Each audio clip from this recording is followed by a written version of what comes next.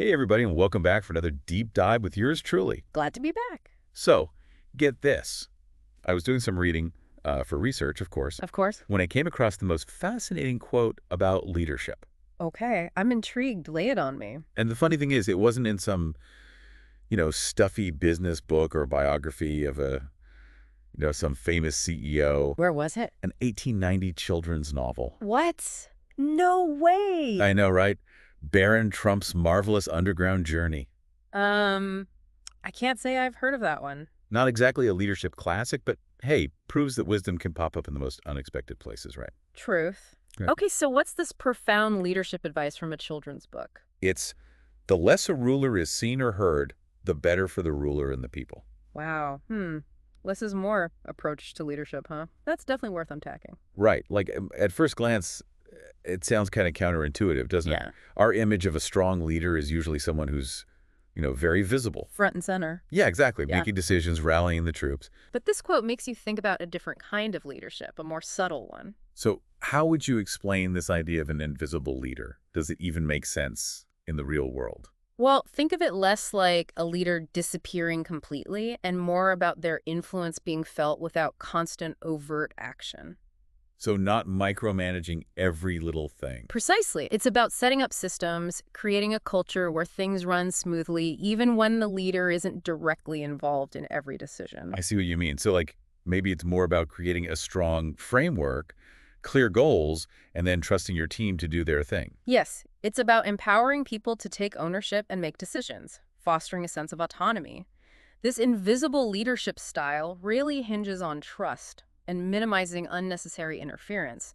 It's about stepping back and letting the system work. Okay, that makes sense, but isn't there a danger in being too hands-off? Like, wouldn't people feel lost without a clear leader to follow? That's a valid concern. It's a balancing act, really. How so? Well, the quote isn't suggesting leaders just disappear entirely. It's more about being present without being overbearing, offering guidance without stifling initiative. It's more about, like you said, setting things up so that people have the tools and the direction to succeed on their own. Exactly. And it's interesting to contrast this idea with more authoritarian styles of leadership, Yeah. where control and direct oversight are key. Yeah, that's a huge difference. It makes you wonder if certain situations call for one style over the other. Oh, absolutely. Like imagine a company going through a major crisis. They probably need a leader who's more visible and directive in that moment, right? Makes sense. Someone to reassure people and make tough calls quickly.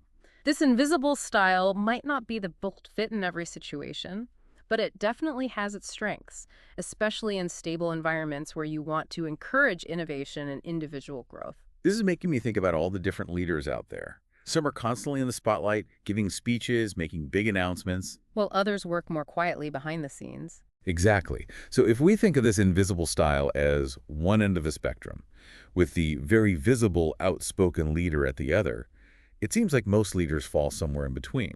Definitely. It's not a black and white situation. And it makes you think, what makes certain leaders more effective than others? How much of it is tied to their visibility? And what are the pros and cons of each approach? So many questions. I love how this one quote from a children's book has sparked such a fascinating discussion about leadership. And it makes you think, right? What do you mean? This idea of leading by setting the stage, empowering others, stepping back. Could this apply to other areas of life too? Think about parenting or even personal development. That's an interesting thought. Maybe invisible leadership is less about a specific role and more about a way of approaching any situation where you're trying to guide or influence others. Lots to ponder there. Thanks for kicking off this deep dive. It's given me a lot to think about. You and me both. Until And I hope it's give for listeners some food for thought as well. Thanks for joining us, everyone.